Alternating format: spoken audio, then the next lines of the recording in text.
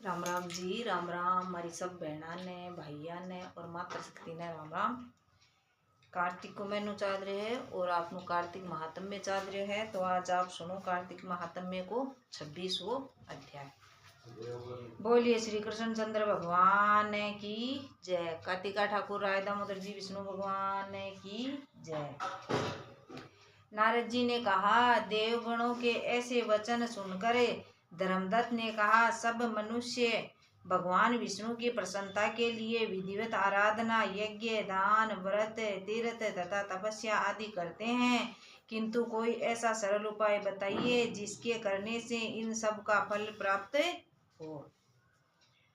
गणों ने कहा, हे द्विज श्रेष्ठ, आपका प्रश्न बड़ा श्रेष्ठ है। हम आपको भगवान विष्णु का शीघ्र प्रसन्न करने का उपाय बताते हैं। हम इतिहास सहित प्राचीन वृत्तांत सुनाते हैं, सावधानी से सुनो।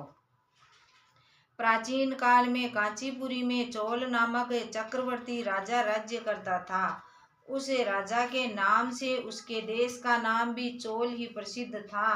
राजा चोल के राज्य में कोई प्राणी दरिद्र, दुखी, पापी और रोगी न था। यह सब राजा के यज्ञ करने का प्रभाव था। ताम्रपाणी नदी के दोनों किनारों पर सोने के यज्ञ स्तंभ सुशोभित थे। हे द्विजवर, एक दिन वह राजा भगवान विष्णु के पास गया। भगवान उस समय शेष शैया पर योग निद्रा वश हो रहे थे। राजा ने उनकी मणियों, मोतियों और स्वर्ण की दिव्य फूलों फलों द्वारा पूजा की। वह साष्टांग प्रणाम करके चरणों के पास ही बैठ गया। थोड़ी देर बाद राजा ने अपनी नगरी कांचीपुरी के एक ब्राह्मण विष्णुदास को वहां आते हुए देखा। विष्णुदास भगवान की पूजा के लिए तुलसी दल और जल लिए हुए था। विष्णुदास ने वहां आकर भगवान को विष्णु सूक्त मंत्रों द्वारा स्नान करवाकर मंजरी और दल से उनका विधि पूर्वक पूजन किया। विष्णुदास के चढ़ाए हुए दलों से राजा के चढ़ाए हुए मणि, मोती व स्वर्ण के फूल ढक गए। राजा यह देखकर क्रोध से भरकर बोला, ढोंगी मूर्ख, तूने मेरी चढ़ाई हुई मणियों, मोतियों व सोने के फूलों को तुलसी दल और अपने सादे फूलों से ढक दिया है। तू बेचारा भला भक्ति करना क्या जाने। तूने मेरे किए हुए विचित्र श्रृंगार को बिगाड़ दिया है। राजा की बात सुनकर विष्णुदास को भी क्रोध चढ़ाया और वह राजा के गौरव को तुच्छ समझकर कहने लगा, हे राजन, तुम भक्ति करना नहीं जानते। तुमको अपने धन का घमंड है। बताओ, आज से पहले तुमने भगवान के कितने व्रत किए हैं? देवगण ने कहा। ब्राह्मण के ऐसे वचन सुनकर राजा ने घमंड से हंसकर कहा, हे विप्र, भगवान की भक्ति के अभिमान से यदि तू ऐसी बात कर रहा है तो मैं पूछता हूँ कि तेरे जैसे भीख मंगे ब्राह्मण में भगवान की भक्ति ही कितनी है? क्योंकि तुमने आज तक भगवान को प्रसन्नता के लिए कुछ भी नहीं किया, न तो कोई मंदिर ही बनवाया है, तो तुम भला इस प्रकार की भक्ति का जैसे कि तुम कर रहे हो क्या वर्ग कर सकते हो? जैसा कि तुम कर रहे हो इस पर क्या गर्व कर सकते हो? यहाँ जितने भी ब्राह्मण बैठे हैं, मेरी बात को ध्यानपूर्वक सुने और देखें कि भगवान विष्णु के दर्शन मुझे होते हैं या कि उसे। इसके बाद दोनों की भक्ति के संबंध में आप लोग जान लेंगे। देवगण ने कहा। ऐसा कहकर राजा अपने महल में चला गया और वहां जाकर उसने अपने पुरोहित मुद्गल को आचार्य बनाकर विष्णु यज्ञ आरंभ किया। उसने उस यज्ञ में अनेक ऋषि महर्षियों को बुलाया, उनको बहुत सा अनाज और नकदी आदि दक्षिणा दी। जो यज्ञ पहले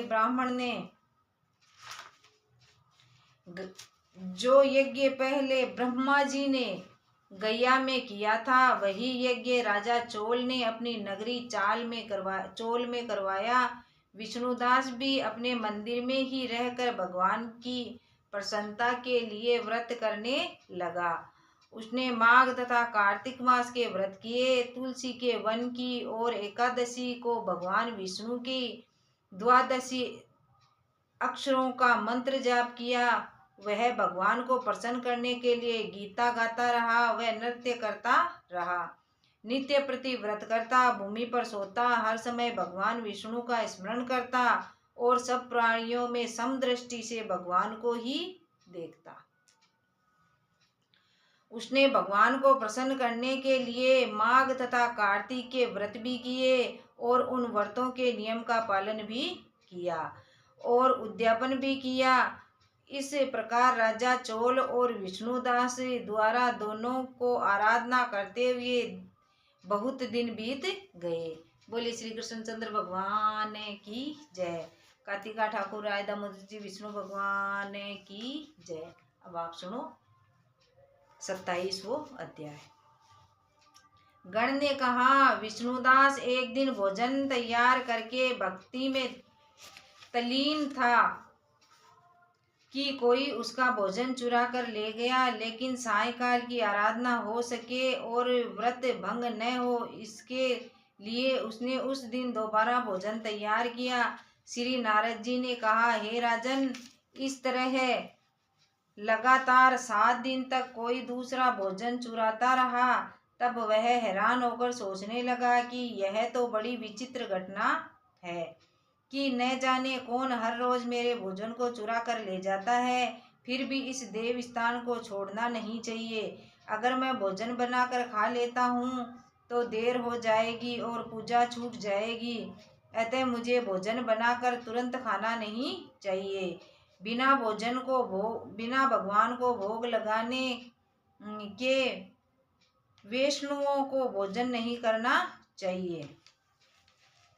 बिना भगवान के भोग लगाए वैष्णवों को भोजन नहीं करना चाहिए। अगर 7 दिन बिन भोजन के बीत गए तो आज का एक दिन और सही, आज मैं भली भांति भोजन की रक्षा करूँगा। मैं देखूंगा कि हर रोज इसे कौन चुरा कर ले जाता है। ऐसा सोच विष्णुदास भोजन के पास ही छिपकर बैठ गया। उसने थोड़ी देर के बाद देखा कि वहां पर एक चांडाल आया, जिसका शरीर अत्यंत दुर्बल था। उसके शरीर पर केवल चमड़ी ही चमड़ी दिखाई देती थी। जब वह चांडाल भोजन चुरा कर चल दिया तो विष्णुदास ने उसे पुकारा, हे भाई, यह रूखा भोजन ले जाकर क्या करोगे? घी भी ले जाओ। ऐसा कहकर वह श्रेष्ठ ब्राह्मण आगे को बढ़ा। विष्णुदास को अपनी ओर आते देख वह चांडाल तेजी से दौड़ने लगा और ब्राह्मण से डर गया, लेकिन निर्बलता के कारण दौड़ भी तो ना सका। अतः वह भूमि पर गिर पड़ा और मूर्छित हो गया। चांडाल को मूर्छित देखकर विष्णुदास लपक कर उसके पास पहुंचा और अपने वस्त्र से उस पर हवा करने लगा। उसके बाद उसने जो कुछ देखा उसे देखकर वह आश्चर्यचकित रह गया। उसने देखा कि उसके सन्मुख शंख चक्र गदा पद्म पीतांबर धारी चतुर्भुजी रूप अलसी के फूल के समान वाले छाती को कौस्तुभ माला से सुशोभित साक्षात श्री भगवान विष्णु खड़े हैं। भगवान का दर्शन करके सात्विक भाव से मुक्त वह श्रेष्ठ ब्राह्मण उनकी स्तुति तथा प्रणाम कुछ भी न कर सका। वहीं पर सब इंद्र आदि देवता भी उपस्थित हो गए और गंधर्व तथा अप्सराएं भी आकर गीत गाने करने लगी तथा नृत्य करने लगी। ब्राह्मण उन्हें प्रणाम करने के लिए ही उतावला हुआ, त्यों ही वहां संपूर्ण देव गंधर्व और अप्सराएं भी आ पहुंची। नृत्य संगीत होने लगे। विष्णु भगवान ने अपना स्वरूप ब्राह्मण को प्रकट कर उसका आलिंगन किया और दिव्य विमान पर बैठाकर उसे वैकुंठ ले गए। दिव्य विमान में भगवान को विष्णु के साथ जाते हुए चोल राजा ने भी देखा। उसने अपने गुरु आचार्य मुग्दल को कहा कि मैंने जो यज्ञादि किए हैं वे सब व्यर्थ हैं। जितनी दान दक्षिणा मैंने ब्राह्मणों को दी वह असफल हुई। विष्णु भगवान के दर्शन नहीं हुए। विष्णुदास ब्राह्मण ने केवल श्रद्धा से भक्ति की, उसके प्रभाव से विष्णु भगवान ने आकर उसको दर्शन दिए।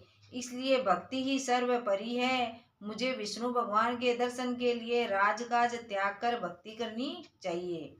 राजा के कोई पुत्र न होने के कारण उसने भांजे को राजगद्दी का अधिकारी बना दिया और आप विष्णु भगवान की भक्ति करने लगा। बहुत काल तक भक्ति करने के बाद भी विष्णु जी ने दर्शन नहीं दिए तो वह अग्निकुंड में कूद पड़ा। अग्नि में प्रकट होकर विष्णु भगवान ने राजा को गोद में उठा लिया और कहा कि मैं तेरी त्याग और भक्ति से बहुत प्रसन्न हूँ। उसका आलिंगन करके उसको दिव्य विमान में अपने साथ बैठाकर वैकुंठ में ले गए। भगवान विष्णु ने अपने समान रूप वाले ब्राह्मण को पुण्यशील और राजा चोल को सुशील नाम देकर दोनों को अपना द्वारपाल बना लिया। बोलिए श्री कृष्णचंद्र भगवान की जय। कार्तिका ठाकुर राय दामोदर जी विष्णु भगवान की जय। अब आप सुनो 28वां अध्याय। धर्मदत्त ने पूछा, हे देवगण, जय और विजय ने अपने पूर्व जन्म में ऐसा कौन सा पुण्य किया था जिससे भगवान विष्णु का रूप धारण करके वह उनके द्वारपाल हुए। गणों ने कहा, प्राचीन काल में तृणबिंदु की पुत्री देवहूति से कर्दम ऋषि द्वारा केवल देखने मात्र से ही 2 सुंदर बालक उत्पन्न हुए। उनमें से बड़े का नाम जय और छोटे का नाम अजय हुआ। बाद में देवहूति के गर्भ से कपिल देव जी भी हुए। जय और अजय दोनों ही भगवान विष्णु के बड़े भक्त और धर्मात्मा थे। दोनों ही नित्य प्रति अष्टाक्षर मंत्र का जाप करते थे और भगवान विष्णु का व्रत करते थे। भगवान भी उन दोनों भाइयों पर अत्यंत प्रसन्न थे और नित्य पूजा के समय इनको दर्शन दिया करते थे। एक समय राजा के निमंत्रण पर देव ऋषि नारद गणों सहित राजा के यज्ञ में पधारे। उस यज्ञ में जय ने ब्रह्मा और अजय ने पुरोहित बनकर यज्ञ को संपूर्ण करवाया। यज्ञ की विधि पूर्वक समाप्ति हुई। मरुत राजा ने जय और अजय को बहुत सा धन दिया। वह दक्षिणा लेकर दोनों भाई अपने आश्रम में वापस आए। धन को बंटवारा करते समय दोनों भाइयों का आपस में झगड़ा हो गया। जय ने अजय से कहा कि धन के 2 बराबर बराबर भाग होने चाहिए। अजय ने कहा, नहीं, जितना धन जिसको मिला है उतना धन उसका ही है। तब जय ने क्रोध में भरकर अजय को शाप दिया, तुम धन लेकर नहीं देना चाहते हो, इसलिए तुम ग्राह हो जाओ। अजय ने जय का दिया हुआ शाप स्वीकार कर लिया और जय को शाप दिया कि तू अभिमानी है, इसलिए तू हाथी हो जा। और जब नियम पूर्वक दोनों की पूजा के समय भगवान उनको दर्शन देने के लिए आए तो दोनों ने भगवान से शाप मोचन का उपाय पूछा। दोनों ने प्रभु से कहा, हे देव, हम दोनों आपके भक्त हैं, मगर हम हाथी की योनि में कैसे होंगे? हे कृपा सागर, शाप से हमारा उद्धार कीजिए। भगवान विष्णु ने कहा, मेरे भक्तों की वाणी भी कभी असत्य न होगी। यमराज भी उनको अन्यथा नहीं कर सकते। पूर्व काल में मुझे भक्त राज प्रहलाद के कहने पर स्तंभ से प्रकट होना पड़ा था और राजा अम्बरीश के कहने पर 10 अवतार लेने पड़े थे। अतः तुम दोनों अपने श्राप को भोगकर फिर मेरे लोक को प्राप्त होवोगे। इतना कहकर भगवान विष्णु अंतर्ध्यान हो गए। गणों ने कहा, तब वह दोनों गंडक नदी के किनारे मगर और हाथी हुए। जाति स्मरण रहने के कारण इस योनि में भी भगवान विष्णु का व्रत नियम पूर्वक किया करते थे। एक दिन कार्तिक की पूर्णमासी को वह हाथी स्नान के लिए गंडकी नदी में गया। तब पिछले जन्म का शाप स्मरण करके मगर ने हाथी पकड़ लिया। मगर के पकड़े हुए हाथी ने भी भगवान विष्णु का स्मरण किया। फिर क्या था, तुरंत ही शंख चक्र गदा पद्मधारी भगवान ने अपनी सुदर्शन चक्र द्वारा उन दोनों मगर और हाथी का उद्धार किया और उन दोनों को अपने जैसे रूप देकर भगवान उन्हें बैकुंठ में ले गए। उसी दिन से उस स्थान का नाम हरिक्षेत्र प्रसिद्ध हुआ। चक्र के आघात से वहां पर पृथ्वी में भी चिन्ह बने हुए हैं। वह दोनों भी जय और अजय के नाम से आज तक संसार में प्रसिद्ध हैं। हे विप्र, आपने भगवान विष्णु के द्वारपालों के संबंध में जो प्रश्न किया था उसका विस्तृत उत्तर मैंने दिया है। इसलिए हे द्विज, तुम भी ईर्ष्या और द्वेष को त्याग कर नित्य भगवान विष्णु का व्रत करो। जगत के प्रत्येक जीवों को सृष्टि से देखो। तुला, मकर और मेष की संक्रांति में नित्य प्रातः स्नान किया करो। एकादशी व्रत किया करो। तुलसी वन की रक्षा किया करो। गो ब्राह्मण वैष्णवों की सेवा के लिए हर समय तैयार रहा करो। व्रत करने वालों को मसूर, कांची, बैंगन के साग का कदापि प्रयोग नहीं करना चाहिए। हे धर्मदत्त, ऐसा करने पर तुम शरीर त्याग के पश्चात हम लोगों के समान गति पाओगे। भगवान विष्णु को प्रसन्न करने वाले इस व्रत के समान फल देने वाला तीर्थ, दान और यज्ञ दूसरा कोई नहीं है। हे विप्र, तुम धन्य हो, क्योंकि तुमने विष्णु भगवान को प्रसन्न करने के लिए व्रत किया है और जिसका आधा फल तुमने इस कलह को दिया है। इसके फलस्वरूप हम कलह को बैकुंठ में लिए जा रहे हैं। नारद जी ने राजा पृथु से कहा, राजन, इस प्रकार धर्मदत्त को विष्णु भक्ति का उपदेश देकर कलह को साथ लेकर विष्णु के पार्षद बैकुंठ को चल दिए। धर्मदत्त भी उनके आदेशानुसार विष्णु भगवान के व्रत में तल्लीन हो गया और फिर जब उसका देहांत हुआ तो अपनी दोनों स्त्रियों के साथ विष्णु लोक में गया। हे राजन, जो कोई भी प्राचीन काल में इस इतिहास को सुनता है और सुनाता है वह अंत में विष्णु लोक को प्राप्त होता है। बोलिए श्री कृष्णचंद्र भगवान की जय। कार्तिका ठाकुर राय दामोदर जी विष्णु भगवान की जय। आप सुनो 29वां अध्याय। राजा पृथु ने कहा, हे नारद जी, आपने कृष्णा और वेणी नदी के तट पर बनिए और कलहा ने जिस प्रकार मुक्ति पाई वह सारी कथा हमको सुनाई है।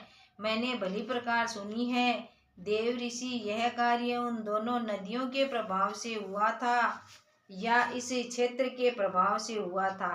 कृपा करके मुझे यह बताने की कृपा कीजिए, क्योंकि मुझे संदेह है। देव ऋषि नारद बोले, कृष्णा नदी साक्षात भगवान श्री कृष्णचंद्र जी महाराज का शरीर है। वेणी नाम वाली नदी भगवान शंकर का शरीर है। इन दोनों नदियों के संगम का महात्म्य श्री ब्रह्मा जी भी वर्णन करने में असमर्थ हैं। फिर भी चूंकि आपने पूछा है अतः मैं आपको इसकी उत्पत्ति का वृतांत सुनाऊंगा। ध्यान पूर्वक सुनिए।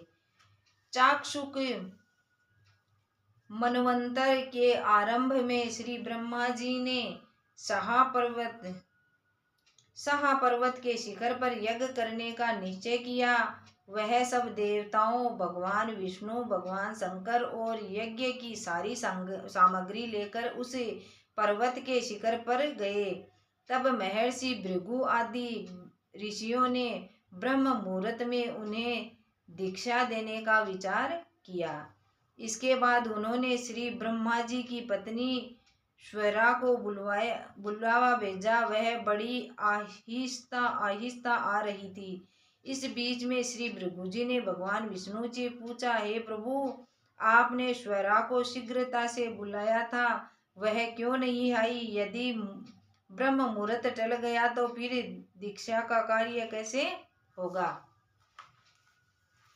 इस प्रकार भगवान विष्णु ने कहा, यदि श्वेरा यथा समय यहाँ पर नहीं आई तो आप गायत्री को ही स्त्री मानकर दीक्षा विधान कर दीजिएगा। क्या गायत्री पुण्य कर्म में ब्रह्मा जी की स्त्री नहीं हो सकी?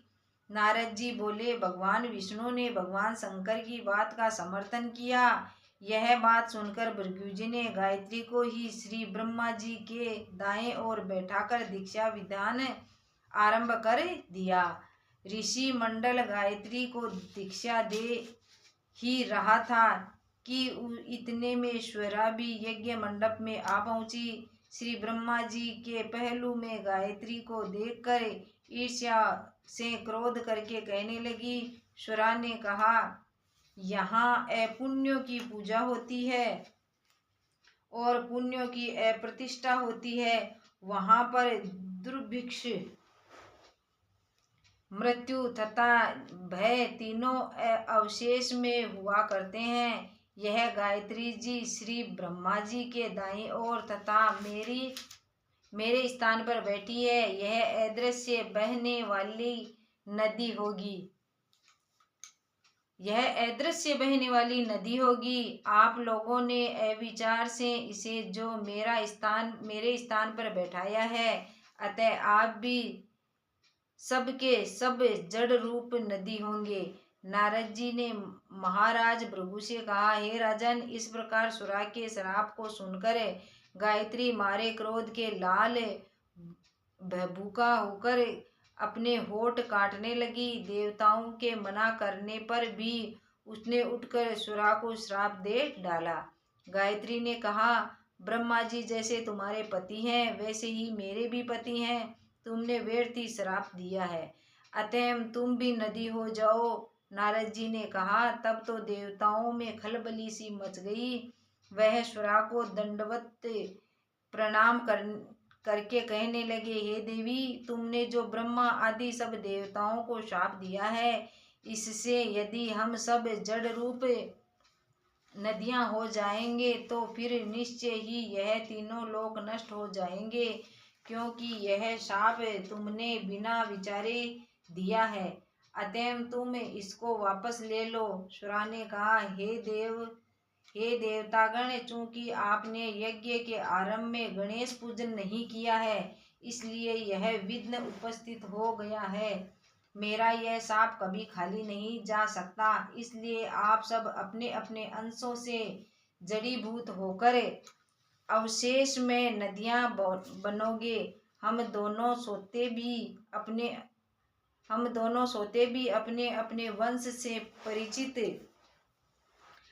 अपने अंश से परिचित में बहने वाली नदियां बनेंगी।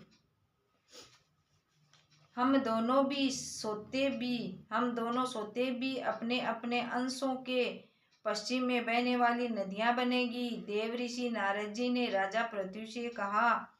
श्वेरा के यह वचन सुनकर सभी देवताओं, विष्णु, शंकर आदि अपने अपने अंशों से नदियां बन गए।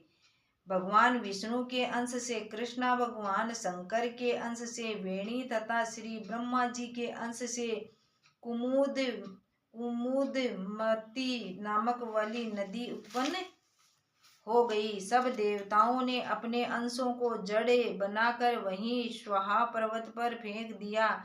फिर उन लोगों के अंश अलग अलग नदियों के रूप में बहने लगे। देवताओं के अंशों से पूर्व वाहिनी तथा उनकी स्त्रियां के अंशों से सैकड़ों व हजारों की संख्या में पश्चिम वाहिनी नदियां उत्पन्न हो गई। गायत्री और श्वेरा दोनों पश्चिम वाहिनी नदियां होकर एक साथ बहने लगी। दोनों का नाम सावित्री पड़ा। श्री ब्रह्मा जी ने उस यज्ञ स्थल पर भगवान विष्णु और भगवान शंकर की स्थापना की।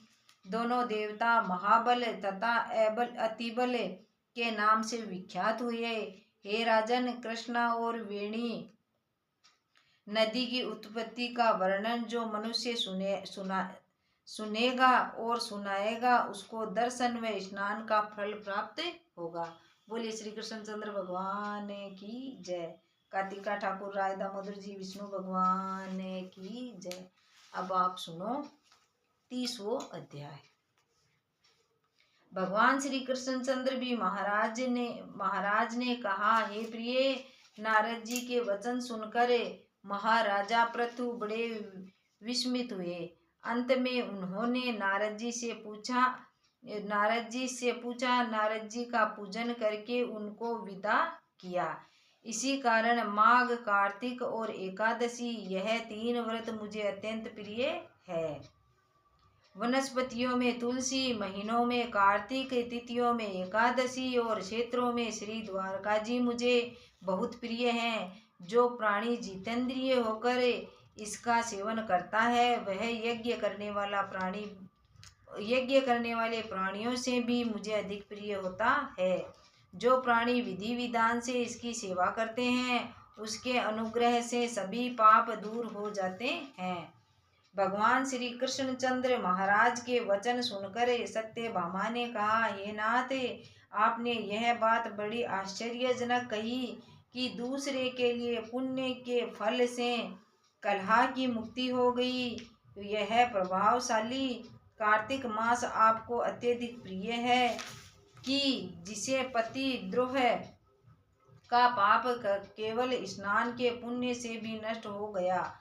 दूसरे प्राणी द्वारा किया हुआ पुण्य उसके देने से कैसे फल मिल जाता है, यह आप मुझे बतलाइए। इस पर भगवान श्री कृष्णचंद्र जी महाराज ने कहा, बिना दिए हुए पुण्य और पाप जिस कर्म द्वारा मिलता है, सो सुनो। सतयुग में देश ग्राम तथा कुलों का दिया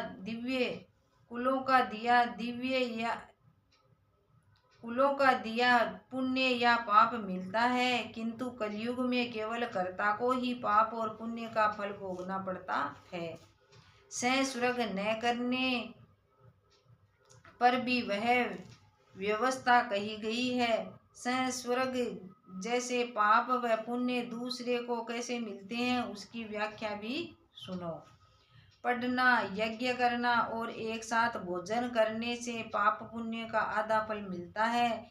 एक आसन पर बैठकर तथा एक सवारी चढ़ने से, श्वास के आने जाने से पुण्य व पाप का चौथा भाग प्राणी मात्र को मिलता है। स्पर्श करने, भोजन करने और दूसरों की स्तुति करने से पुण्य और पाप का 6वां भाग मिलता है। दर्शन करने से, सुनने से तथा ध्यान करने से मनुष्य को पुण्य और पाप का 10वां अंश मिलता है। दूसरे की निंदा, चुगली और धिक्कार करने से उसका 100वां भाग मिलता है। पुण्य करने वाले मनुष्य की जो कोई सेवा करता है, वह सेवा का भाग लेता है और अपना पुण्य उसे देता है।